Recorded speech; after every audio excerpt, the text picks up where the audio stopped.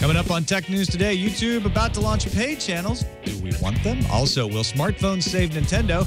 And dropping DRM didn't hurt one big book publisher. All that and more coming up.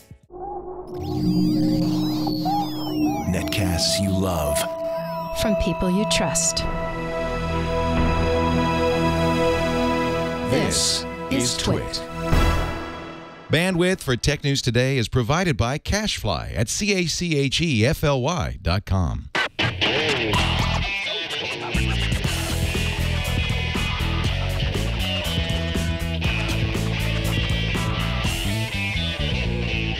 This is Tech News Today for Monday, May 6th, 2013. Tech News Today is brought to you by Tonx Coffee. Tonx offers a bi-weekly subscription. Tonx sources their beans directly from the growers. They're roasted and shipped within 24 hours, giving you the freshest coffee beans in the world. For a free sample, visit tonx.org/TNT. That's tonx.org/TNT. And by Squarespace, the all-in-one platform that makes it fast and easy to create a professional website, blog, portfolio, or online store. For a free trial and 10% off your first purchase on new accounts, go to squarespace.com and use offer code TNT5. And by TechServe. TechServe assists U.S. businesses of all sizes with their technology needs, including Apple, Avid, Adobe, and HP solutions. Visit techserve.com/TNT and receive a complimentary iPad deployment assessment. Welcome to Tech News Today. I'm Tom Merritt. I'm Sarlene. I'm Isaac Zachary. And I'm Jason Howell. Yay! Jason Howell's back. Welcome back, Jason. What am I doing here? I fell asleep to a crying baby, and suddenly I woke up here. I don't know how that happened. 3 crying babies. Yes. We're very to have you back. Thank you. Let's kick off the day with the top 10 stories of the day in the news fuse.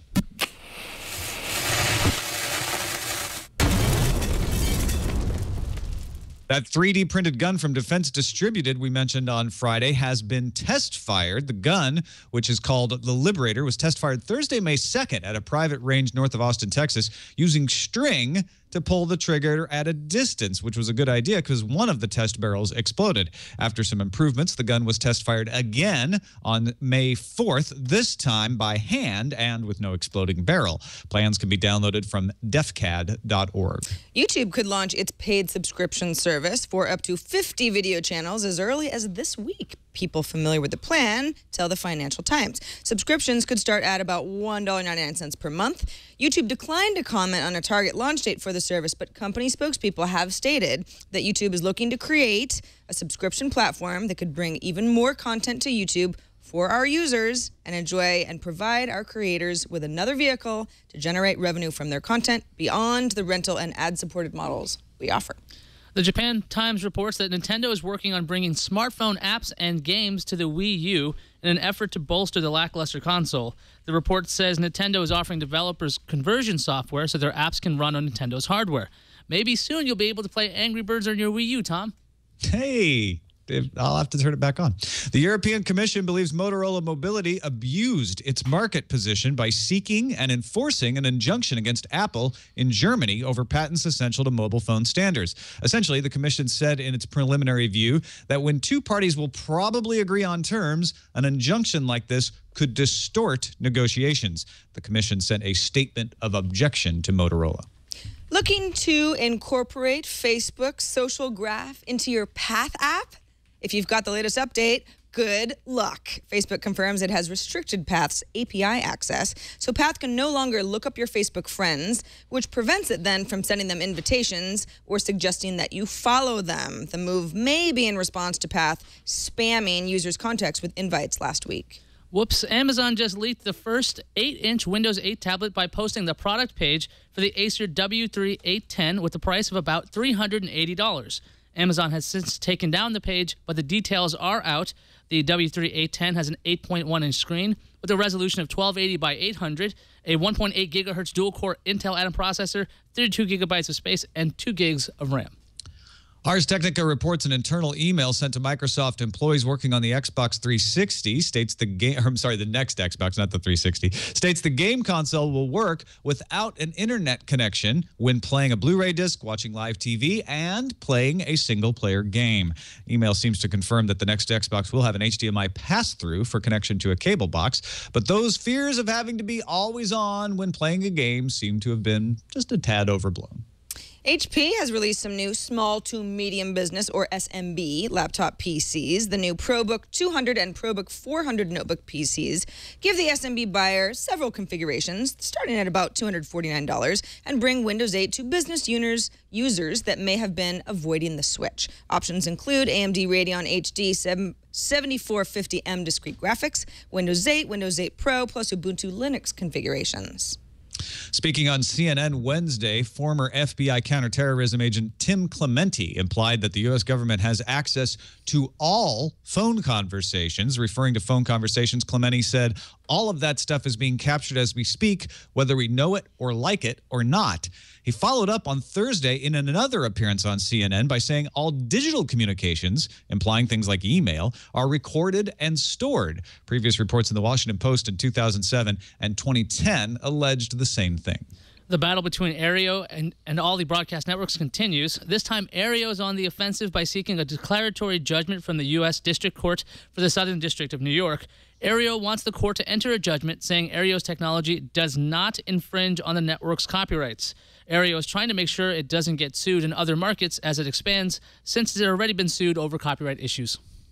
This episode of Tech News Today is brought to you by Tonx Coffee. Sarah Lane, that sounds delicious. It does, yeah. So the whole idea is that there are people out there that want you to think that you've got to go to this, really artisanal coffee shop, and they've got the fancy, the crazy stuff, or with the what is it called? Shoot. Oh man, I had this whole thing all set up. I've seen those. Chromex. Well, anyway. Chemex. Yeah, that's what they have at my fancy coffee shop. The thing is that the beans are really what's important when it comes to coffee. It's not so much the fancy machinery and the baristas that are all dressed up. Really, really good coffee can be had at home. You just have to get them there, and that's actually what Tonx does so well. Tonx is a delivery service where they ship coffee to you within 24 hours of roasting. Homebrewed coffee can be just as good as your favorite cafe. It's just about the beans. You got to get good beans. If you get bags of beans from a grocery store, you don't know how long they've been sitting on the shelves. If it's pre-ground coffee, forget about it. It's bad. Great coffee doesn't have as much to do with fancy gadgets as you think. It's all about fresh coffee that gets to you in a convenient amount of time. Speaking of convenient, Tonx is a bi-weekly subscription service which sends the beans all over the earth directly to your door. And it's really a lot more affordable. If you're going to a cafe regularly, that stuff can add up. Tonx offers plenty of help on best brewing methods and equipment. By the way, if you think, well, I need a new coffee maker, they'll help you out with that. And they source directly from the growers. They've got relationships with a lot of growers around the world, so they can pretty much follow where the freshest coffee is all over the earth and make sure that gets to you. Maybe you're not a huge coffee person, but you know somebody who is. Tonx Coffee can be a really good gift. That person who has everything, they're still going to want coffee every day, so why not get them a great cup of coffee every morning, something that they don't even have to leave their house to enjoy. If you are a coffee connoisseur, or you know somebody who is, or you just love coffee, you need to try Tonx Coffee. These guys are great. Visit tonx.org/TNT. Every 2 weeks, you get a new batch of incredible beans roasted to perfection, subscription only, and for listeners and viewers of TNT, if you go to tonx.org/TNT, you'll get a free sample to try it out for yourself and enjoy that delicious coffee. And thanks to Tonx for sponsoring this episode of Tech News Today. Joining us now to discuss the stories of the day, very happy to have Tom Krazit, news editor from GigaOM, back on the show. Welcome back, Tom. Thanks. Glad to be here. Thanks for joining us in studio, too, making the trek up to Petaluma. I'm in the Tom seat, from what I'm told. Yes, you're in the former Tom seat. That's true. Let's start off our discussion today with YouTube, and more information about paid channels could come as early as this week. Is that right, Ayaz? Yeah, that's pretty much the entire story. The Financial Times saying YouTube. Sorry. There you go. But yeah, so 50 channels, $2 a month, the lowest price. Let's just get right to the discussion then. Tom, you think YouTube's going to be able to compete with the likes of Netflix and Amazon? They're asking for money monthly. I mean, it all comes down to $2 a month. Did we mix up the Toms again? Okay, yeah. He looked right at me, Tom. I'm sorry. Wait, you go ahead. Say Tom K and Tom M. Tom K, would you like to answer this question?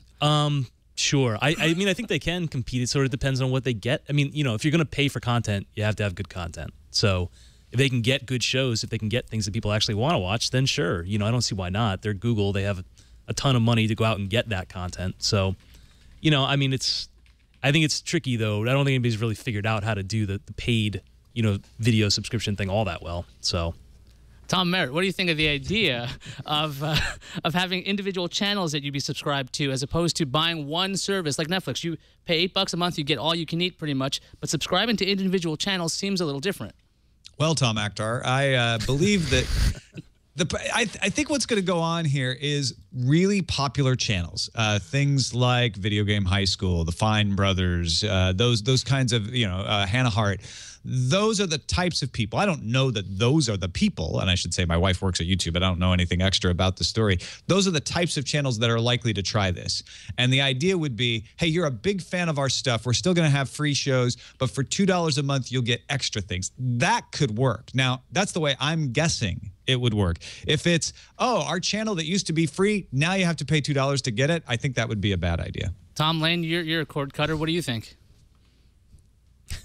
Take that back. Sarah Lane, you're a cord cutter. What do you think? I agree with Tom Merritt that if there's a channel that I've subscribed to already on YouTube and I'm watching it and I'm enjoying it, and now all of a sudden it's $2 a month, I can afford that. But yeah, it'll feel a little bit annoying just to say, oh, okay, now free content is under sort of a paywall type of thing. I think that it's going to be interesting to see how YouTube converts people who are used to the a la carte type of method, like me, Netflix and Hulu and that sort of thing, to be actually choosing individual channels. Then again, depending on the channel, some channels are just, oh, okay, it's this basically this show over and over and over. Maybe it's 3 times a week, maybe it's once a week, maybe it's every day, that sort of thing. Other channels are a variety of programming. So in a way, you're almost paying for a variety of shows. It really just depends on the channel. I know at Twit, we've experimented with putting everything that is on Twit into a Twit channel and then breaking shows out into individual channels. So, it's sort of interesting. What would our audience want? And I think it's just, this is a new model, and it'll be interesting to see what they can pull in. I'm kind of curious how YouTube will pull this off, because I think it'd be weird that if you went to a channel that was free, or that you go to any channel that, oh, I'm already paying $3 to YouTube a month. What do you mean I have to pay again for this other thing? I pay again. The idea that we love is a la carte channels in general for cable, but I wonder how that's going to be actually executed at YouTube to the point where customers are like, oh, I get this. This is a different set. This is a totally different kind of model. Well, and I think it's, like I said, it's going to be targeted at the fans of a particular property, at the Freddie Wongs, at the I always call them the wrong name, Rhett and Link. Who's Freddie Wong? Freddie Wong's The a YouTube huge star? star Oh, okay. on YouTube. He's got millions and millions of subscribers, and that's what I think is so interesting. Is folks like us who don't really watch YouTube look at this and go, "Why would I pay $2 a month for stuff that's kind of weird? What's it going to be? And I'm going to pay over and over and over." That doesn't make any sense, because we're comparing it to Netflix and Hulu. But for these folks who are just like devoted to a particular YouTube star, like Hannah Hart, for instance, saying, hey, if you pay $2 a month, you're going to get earlier access to the episodes or special behind-the-scenes stuff. That's the kind of fan service that I think could pay off. You either need to do that, or you need to have new exclusive content. Yeah. You're not asking people to pay for the free content they've been using, or watching all along. You're asking them to pay for something new and awesome, and then, like you said, giving them premium access would be pretty cool too. Now, that's one end of what's happening in video. The other end of what's happening in video is bringing mainstream massive television to you over the internet. Aereo has been trying to do that, and now there's more court case action happening with Aereo, Sarah. Yeah, exactly. So Aereo, just as a refresher, distributes broadcast television over the web and gets around having to pay fees to the networks in order to do so. The networks are upset about that. And Aereo has actually, won a few legal battles thus far, and has said that they are going to enter 22 new markets this year. The first one, Boston, this month. So CBS, which is one of the broadcasters that is suing Aereo, has said, anytime Aereo enters a new market, we're going to oppose this. We're very upset. This is, everyone should know that this is exactly what's going to happen. Last month, a spokesman from CBS, Dana McClintock, tweeted, not once, but twice, that lawsuits were on the way. CBS CEO Les Moonves agreed during an earnings call that was last week. So everyone on CBS is on the same page that, yes, Aereo, we are not going to back down. But in April, a federal appeals court, we had mentioned this in the past, rejected a request from broadcasters and TV station owners to basically pull the plug on Aereo's TV over the web service. So Aereo now says in a joint complaint against CBS that references both Moonves and McClintock, says, we want the same court that granted us our first legal victory, which is a district in New York, to preemptively rule against CBS in any of the potential cities that we end up entering. They've got a list of a bunch of cities that they're planning to expand to later this year. Ayaz, is that something that Aereo can do legally and say, listen, there's a precedent that was set in New York, and there's really no reason that another district court in, let's say, the Massachusetts, Boston area shouldn't just wave us in with the same ruling? Yeah, trying to get a declaratory judgment is going to be useful. I don't know if it's going to help in general for every single lawsuit that these networks are trying to get against Aereo. They might try some other grounds to sue them. That might be the workaround for something like this. Because the law that's involved here is a federal law, it's a copyright law. That's a federal one, so it should apply everywhere. So I don't know how exactly. I can see why the networks want to sue them in every district they can, but Aereo is trying something pretty intelligent, and we'll see if it holds up. Tom Krause, have you been following this story much? Yeah. What do you think is going to happen when Aereo gets to Boston later this month? Well, we actually had Aereo's CEO at our Paid Content Live conference earlier this month, and he's a very determined guy. I can't really imagine that, even if they don't get the declaratory judgment the way, play out the way they want it, like, they're not backing down from this. They believe they have found a loophole to exploit in the way that these laws work, and I think that they're so determined that they are determined to see the legal thing play out as long as absolutely possible. And I think that they know that they have CBS and the rest of the networks pretty scared. So there's a lot of incentive for them to keep fighting. Tom Merritt, are we one step closer to CBS and Fox and everybody saying, fine, you can't get this for free anymore? We're no longer a network channel. We're a cable channel. You gotta pay for it. I think we're one step closer to that kind of rhetoric getting even more heated. What is interesting to me is CBS having this emotional reaction, just like they had an emotional reaction to the Hopper and Dish back in January. It seems like this isn't the wisest strategy to say we're going to fight you in every city, but to kind of pull back and say, okay, it's not looking good and legal. Let's spend our efforts on lobbying and get the legislation changed, because I think that's the most likely thing to go in the network's favor, is for them to lobby Congress and say, there is this loophole now. It looks like it's going to be going through court in Aereo's favor. Let's close it. Let's pass a new law. And they have said, Fox and CBS have both said that would be the next step for them.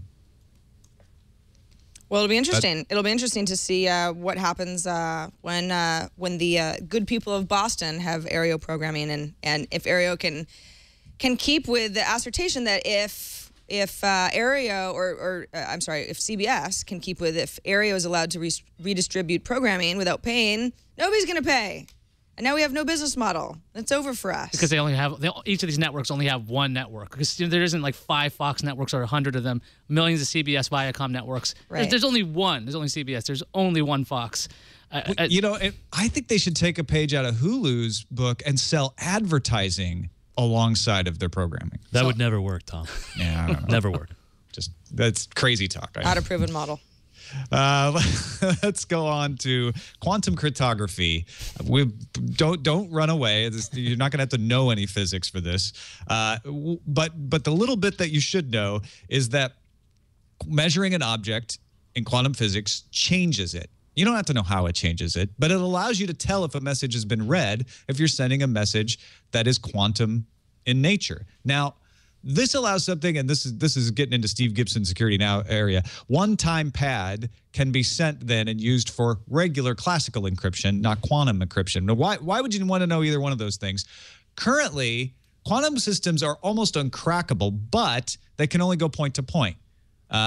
Because if you route it, the same thing that prevents you from eavesdropping on something, that fact of observation changing the state, also makes it difficult to route, because when you route it, it changes it as well. They're working on quantum routers that might get around this problem. Those are some ways from any kind of commercial viability. However, Richard Hughes and some folks at Los Alamos National Labs in New Mexico have been running a quantum network for 2.5 years. The thing is, they don't use a router. They use a central hub. The hub is the only thing that can receive quantum messages. The nodes that send the messages can only transmit. They use a laser to transmit. And then what they do is they send their one-time pad to the hub, and then the hub is able to decrypt their messages on the quantum end and then send them using one-time pad, normal encryption, classical encryption, to anywhere else on the network. As long as the hub stays secure, there's your point of weakness. Node devices are simple. They're inexpensive. They're plug and play. So this is something that they're going to roll out and say, hey, you can do this. You can do this on a set-top box. You can do this on a home computer and have a type of quantum encryption that has to have a central hub. Now, if they get quantum routers, then this becomes less attractive. We don't know how long it's going to take them to get quantum routers. Tom Krazit, is this useful, or should we just say, forget it? You know what? It's too complicated. Let's wait for quantum routers if we need this kind of encryption. Well, I mean, you look at some of the other things we're talking about today with, government surveillance and communications that can be easily tracked and stored. There's obviously a lot of applications for something like this if you want to, protect your communications. So, I kind of wonder, though, I mean, the key thing you said was right, as long as the hub is secure. So, when you have a central point of failure like that, it seems to kind of defeat the whole purpose of networking, which is to, be able to route around different computers. So, I don't know. My quantum physics degree has expired, so I can't really go too deep into it. But I put mine in a box. I don't know if it's expired or not till I open it and it collapses. It's both expired and not expired. Ayaz, do you look at this? I mean, they're actually putting point-to-point quantum systems out in things like power situations where they want to control the infrastructure and they don't need it to be on a bigger network. Does this sound useful? Yeah, I'm thinking about how secure this could be, and if you can have the actual connections be secure so that people aren't necessarily the issue. That always seems to be the big issue when it comes to anything with security. It's the people. So if you get really great technology in there and you do have secure point-to-point communications, that's great. It's just there's always the person at the other end who could be phished or something else. So while this might sound great in theory, I'm just still kind of curious about that whole human factor potentially screwing it up. Yeah, humans do screw it up, right? I mean, and humans have to be willing to implement this stuff. The thing is, they say it's going to be easy to implement on your end. It's a very small device, laser in it. But does the fact that it's called quantum and it's not the thing that everyone agrees is the best way for quantum encryption, do you think that would scare some consumers, even in the enterprise, off? What about you think, Sarah? I must admit, I've spent the last 5 minutes trying to think of a really good quantum leap joke, and it just hasn't happened yet. But no, I think, actually, Tom, it's a really good point. I think for a lot of people, they would hear your very eloquent description of what's going on here and say, I don't know. I mean, what's the thing that's going to be the most secure, that's going to work well? Is that, can I buy it? Can I go down to the Radio Shack and get something like this? No? When? When's that going to happen? Okay. So a lot of this is just sort of like, oh, this is something that there's potential, and we're going to see this in commercial products eventually. Yeah, if the security is there, then that's the way that things will move naturally. I don't know. A lot of this is a little bit beyond my realm. Seems There's like the some content sort of enterprise level like computing Scott Bakula connection in there too. Go ahead, man. I was just going to say, I think the content companies might like something like this, like really good streaming, secure, encrypted content, one-to-one. I mean, maybe that's something they could do. That's an interesting idea, yeah. Because they rely on a central hub already. So then it's like, hey, get our set-top box with the laser in it, and we have quantum encrypted Quantum DRM. Super DRM. Yeah. Don't let them hear that. That's a horrible idea. All right. Well, if you're looking forward to quantum encryption, we give you a quantum of solace that it's on its way. Let's take a break and thank our sponsor, Squarespace, the all-in-one platform that makes it fast and easy to create a professional website, blog, or online store. Since its platform upgrade last fall, Squarespace just keeps rolling out new products, features, integrations, templates. I use it all the time for Sword and Laser, and it gets easier and more pleasurable to use all the time. To make sure you get the most from their recent innovations, Squarespace has a 24/7 support team. They provide you live chat during the week, extremely fast email support throughout the day and night. We were having a problem that wasn't even Squarespace. It had to do with the way our podcast feed was working. They were there for us. They were helping us. Plans start as low as $8 a month for software and hosting. Squarespace is a real value if you need an exceptionally well-designed, reliable website host. Squarespace has an award-winning design team. They regularly add smart new features, amazing design templates. They just added a new calendar feature called the Events Collection that allows you to share scheduled updates if you have a store, things like sales events, tour dates, and they just released a beautiful new template called Momentum, which has cinematic full bleed image display. If you're a photographer, you know what that means, and you know that's pretty awesome. And designers, you can showcase your work with that. Squarespace is fast and easy to use. Everything is drag and drop. Their page builder tool called the Layout Engine enables you to customize pages in seconds, adding blocks of content, things like photos, videos, text. I add videos using this all the time on Sword and Laser. And you just pull it in, immediately preview the layout as you go. Powerful and flexible e-commerce solutions published to and from social media. You don't have to listen to me talk about it, though. Go try it out for free. You don't have to give them a credit card or anything. Just sign up for a free account. Start building your website. If you do decide to purchase the service, which we think you might, use the offer code TNT5 and get 10% off your first purchase on new accounts. That includes monthly and annual plans. And don't forget about free domain registrations for annual plan customer subscriptions. That's squarespace.com. Use the offer code TNT5. Everything you need to create an exceptional website. And we thank Squarespace for their support of Tech News Today. Onward to the leaky Amazon ship. They've leaked all kinds of things over the years when product pages go up. And what did they leak this time, Sarah? Well, apparently it is an 8-inch Acer tablet, but not just any Acer tablet, an 8.1-inch Acer Iconia W3 810 1600. It was basically, as Aya's mentioned in the news views, briefly on Amazon.com, and you have all sorts of conspiracy theorists saying, well, you know, there were way too many leaks on these web pages. It was intentional. But whether or not that's true, I mean, let's think about what this might mean, right? Microsoft's hardware certification program dropped the allowable screen resolution to basically allow it to be smaller for Windows 8 tablets from 1366 by 768 down to 1024 by 768. Leaked builds of Windows Blue, which is upcoming, show snap feature that's compatible with smaller tablets. Previously, it was only compatible with that 1366 by 768 resolution. And if you look at, you know, there's screenshots. Of course, this Amazon listing has since been taken down, but of course it's been screenshotted a bunch of times. If you look at the listing of what's sort of inside this guy, it lists the processor as a 1.5 gigahertz Apple A4, which is the same chip in the original iPad. But the item description lists it on the Iconia W3 as an Intel dual-core Atom CPU. So x86 processor, sounds like full Windows 8, not just some sort of a Windows RT type of a thing. And it was listed at $380, $379.99. So full Windows 8 experience for a bit more than, I don't know, an iPad mini. Tom Krazit, what do you think? Does it seem legit? I think it seems legit, but except for the Apple chip. I mean, there's just no way that's true. Yeah. Period. That's just a typo or something strange. Well, or something strange, definitely. Yeah. But you know, I mean, I think we've seen a general trend towards the smaller tablet. You know, we started off kind of in the 10-inch space, and you know, the Google has had Google and Samsung have had some success at the 7-inch, and you see the iPad Mini now out there too. So it kind of makes sense. You know, Windows tablets aren't exactly flying off the shelves, so it kind of makes sense that they'd want to try different form factors to see if they can, you know, figure out a magic bullet there.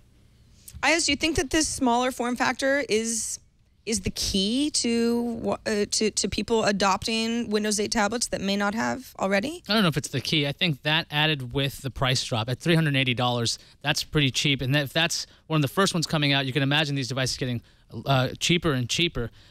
When Microsoft's all this stuff about Blue is leaked and having this new version of Snap on a smaller screen does make a lot of sense. So you can have these smaller devices.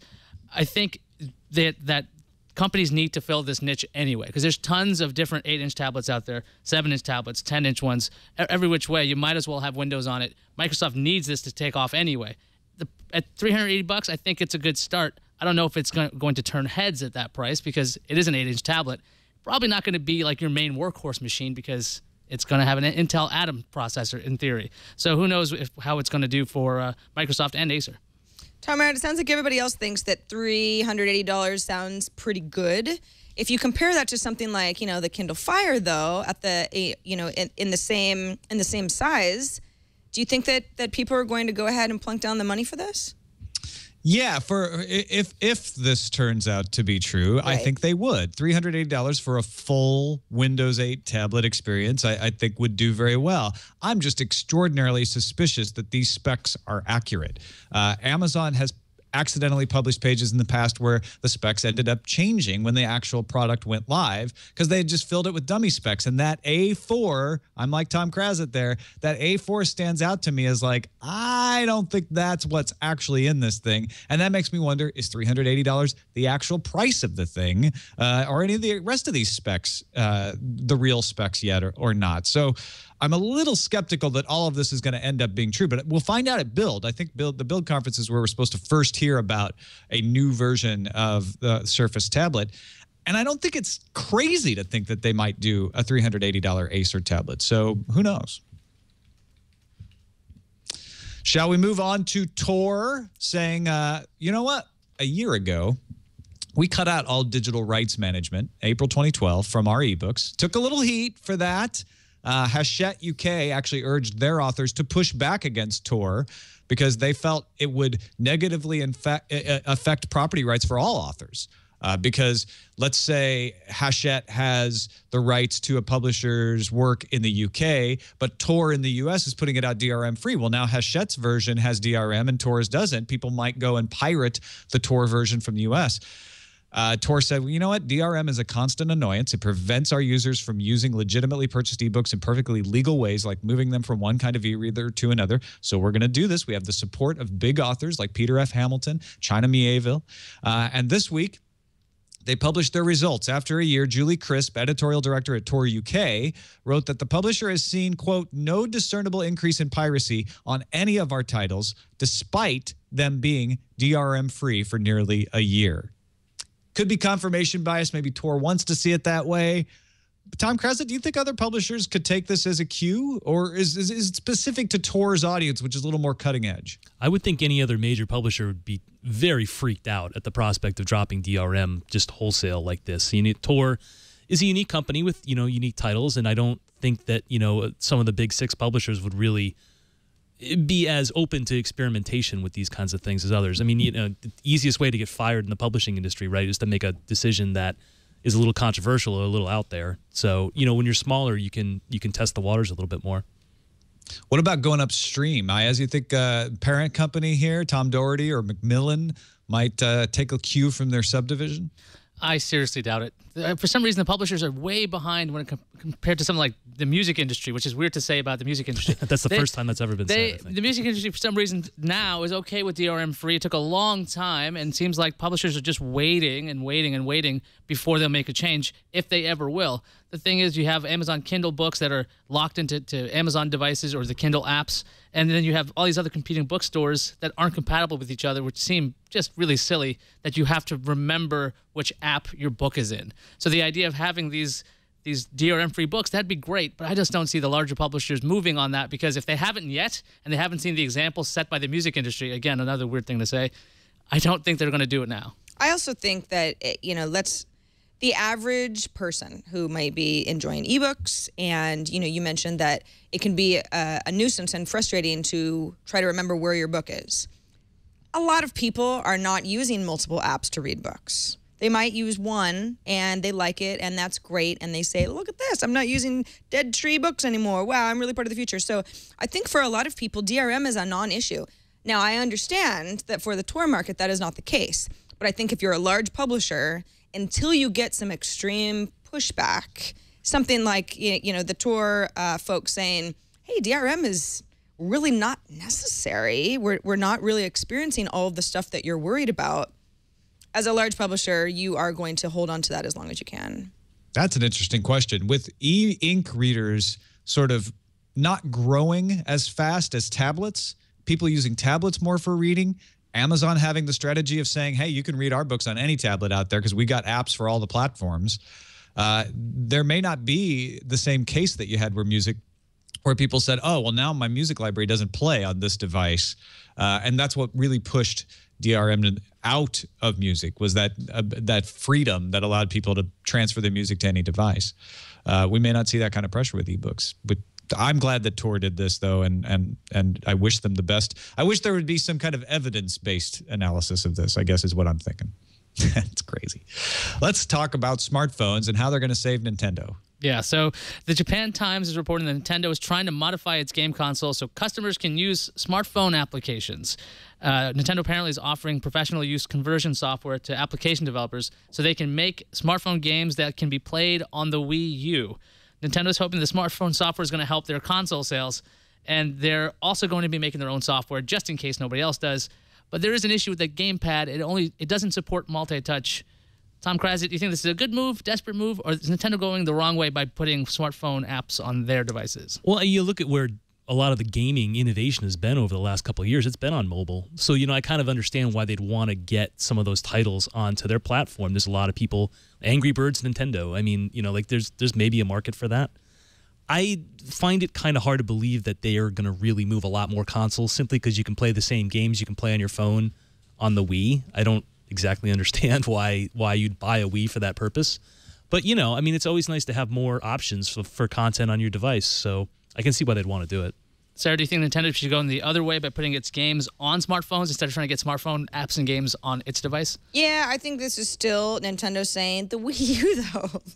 Look at all the great things the Wii U can do. Have we reminded you how great it is that you can play your Wii games on the Wii U? Now the smartphone games that you love so much can also be on the Wii U. It seems a little backwards to me from what I think their strategy should have been a while ago, which is bring Nintendo to the place where people seem to be flocking to games, and that's on mobile devices.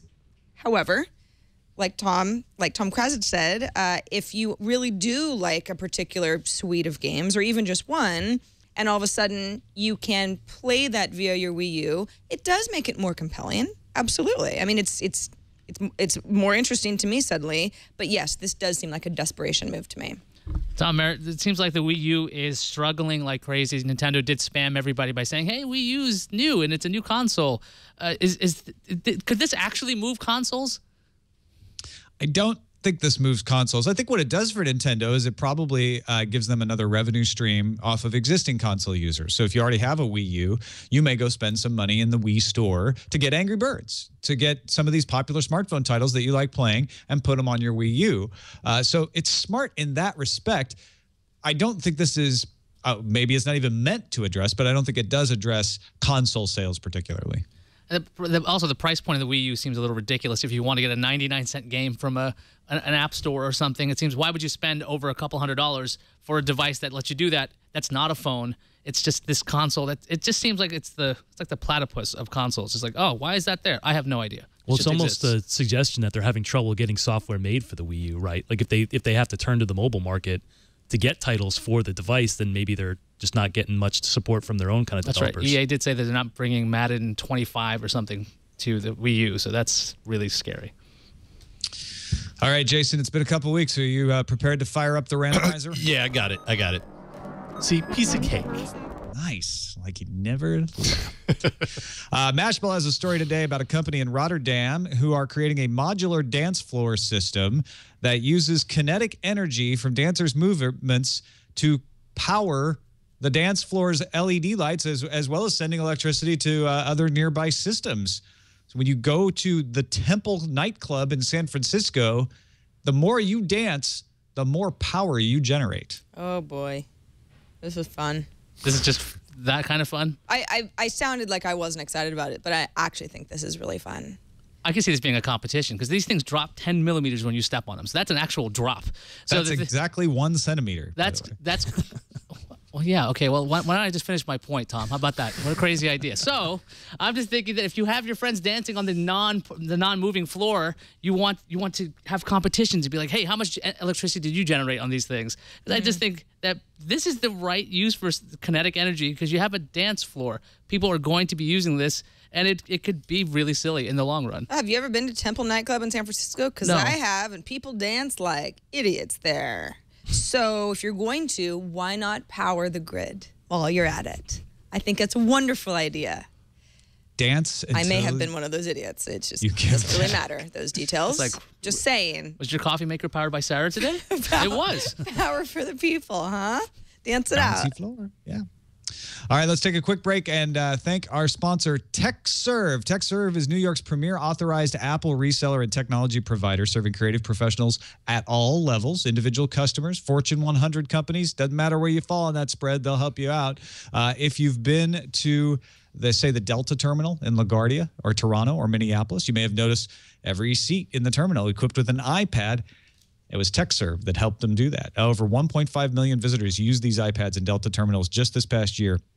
OTG Management, the hospitality company behind the terminals, turned to TechServe to provide, configure, and install the world's largest deployment of iPads, a number that just keeps growing as they add new terminals. And TechServe is the natural place to turn for all of that help. They sell support, they personalize, they configure, they manage massive projects like this, from the Delta terminals to a school that had 700 chef instructors to an operation that delivered personally configured iPads to 3,000 cable techs. TechServe is able to do full lifecycle management for all your technology needs by providing the devices you need, getting them up and running, teaching you and your staff how to effectively use them. They don't just throw the devices at you and leave. And then they maintain them so that they're working efficiently. It's all taken care of. TechServe also provides ongoing support. So if your enterprise does have a problem down the road, help's just a phone call away.